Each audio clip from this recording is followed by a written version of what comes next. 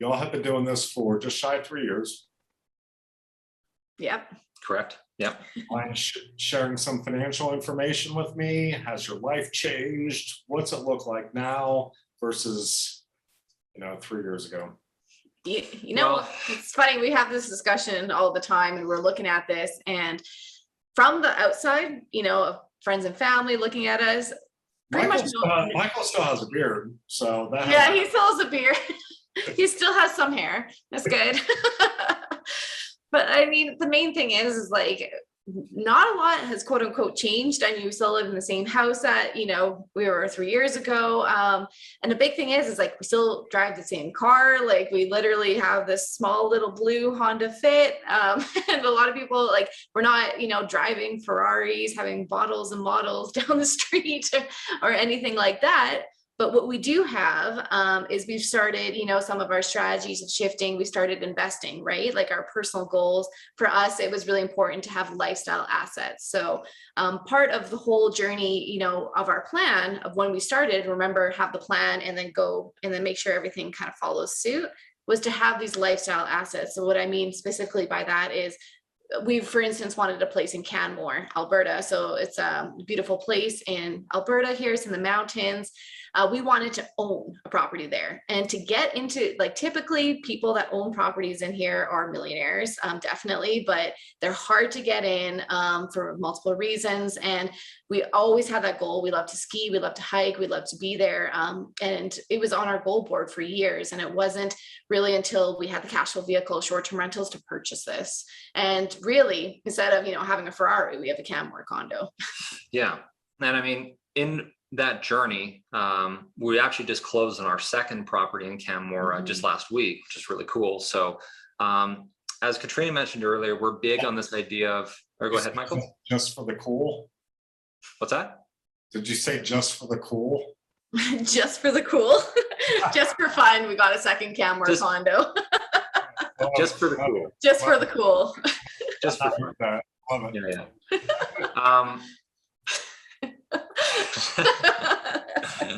Oh, that's fun. I'm gonna pick up another condo up there just for the cool. Yeah. Just for the cool. No big deal. It's probably very Canadian. No big deal. Yeah, Canadian expressions. Yeah. So we actually just closed on our second deal there because one of the things we noticed, depending on where you do this business, you can earn substantially higher returns depending on which market you're actually in. So our whole thing is based on quality, not quantity at this point, because we've touched on that a few times, and we're going to keep harping on it because that's what's so important. I think makes us different than a lot of other short-term rental mentors out there, a lot of coaches, they're like, oh, if it's cash flow. And I'm like, well, try to think of where you want to focus your time on that makes the best bang for your buck. Because we're at $250,000 a month now from 35 units. Like, that's incredible to look at that kind of math with it, right? And the reason is because the type of units that we have and the cash flow coming from the units, that's what's important. So in that market, the cash flow that comes off of that, it makes the most sense to do it. Yeah, and that unit in particular, and the reason why we ended up picking up a second one is in July. I don't have the numbers yet for August because we're obviously still in the calendar month. That unit alone produced over $13,000 in revenue, and on a net basis was $8,300. So if you annualize that, that's $100,000 a year from one property.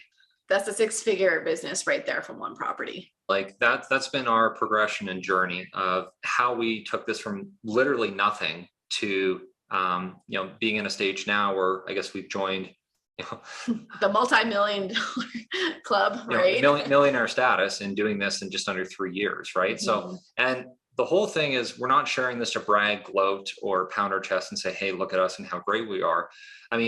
Again, we did not start with very enviable circumstances coming into this business. Like, we were behind the 8 ball, not ahead of the 8 ball, right? Yeah. So. And it just, this was our mental strategies that, we followed as we went through, and some really, really big shifts for us to be able to become that millionaire status. And like I said, we drive a blue Honda Fit, guys. Like, this is how we're able to become millionaires in it too. Like, where's your money going? Who are you listening to? How do you want to grow and scale it? Yeah, no, we love that, guys. And obviously we've seen you guys grow throughout the channel here over the last handful of years. So, personal question. W-2s would combined, what were y'all making? Yeah, I think, so I was making 85,000 a year.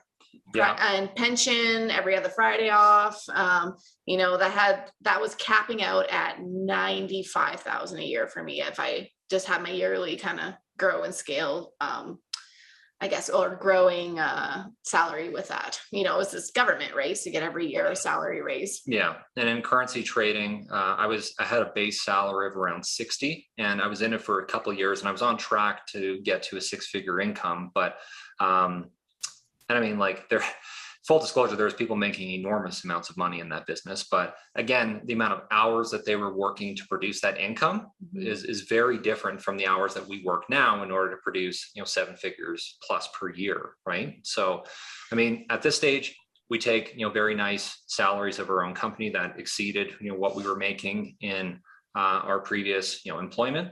And we just have more control over not only our financial matters, but our time.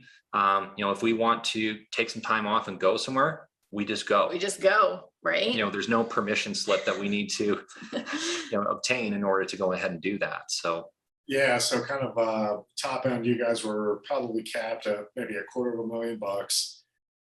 You are literally millionaires now. That's a weird word, right? In under 3 years. Yeah, that was a big shift for us. And I mean, also, there's a lot of scary moments along the journey. Like, going full time is a scary thing, like Michael's already full time, not by choice, right? It was, well, he had to get fired before y'all got this thing going. I made the choice for him. Yeah. And that's true. Yeah, like my parents were government workers and, working for the government of Canada, working as a teacher and, just full on government workers. For me to leave a government job, it was their minds melted. Oh, it was scary, right? But just having that, and I said, you know what, I'm going to create my own pension. I cannot be more excited, Matthew, as well, for the successes that you guys are having right now. To go from that to millionaire status. Millionaire is a weird word, and y'all are so humble about it. Which is impressive to me, because when people go from, not that you're at nothing, but to go from that to the status you guys are at right now, it's pretty impressive. Guys, we love bringing Michael and Katrina here on the channel. They are true success stories on how you can go from literally zero real estate experience to becoming a multi-millionaire in less than 3 years. If you want to hear more information about this, go ahead and drop a thumbs up below. We're going to drop the link below for you to contact them directly. It's going to be BNB Bootcamp at VIPfinancialeducation.com. If you want to get in their shoes here in the next couple of years, we would recommend at least having a consultation call with them. They don't bite. They're going to shoot you straight. If it's a good fit for you, good fit for them, then maybe y'all will move forward. Either way, if you're a subscriber, thanks for joining us. If you're not, go ahead and subscribe below and ding that bell as always. If you want additional notifications from the VIP Financial Education YouTube channel, where we help you go further, faster financially, talking all things credit, capital, and cash flow. Michael and Katrina, thank you so much for your time. We love y'all and best of luck, and hope to have you back on in additional episodes if y'all are agreeable. Yeah, honestly, Michael, anytime, reach out to us. It's always a pleasure being on here, talking to you, talking to Matt, talking to your audience. The VIP financial people have been amazing. A lot of our students have come from there and they're just killing it and they're incredible. So we super appreciate, coming on the channel and taking time out to speak with us. Thank you so much. And like we mentioned, we are currently still accepting students for our next round of mentorship. So please reach out. We have 3 spots still available for our September series. So if that's something you want, if this is something you want to do, and this is something you want to learn how to do in creating a business in short-term rentals, send us an email at the BNB Bootcamp at VIPfinancialeducation.com. So BNB Bootcamp at VIPfinancialeducation.com, and we'd love to speak with you. Thanks, guys. Until next time, thanks for joining us and make it a great day, y'all. Bye, guys. Thanks so much.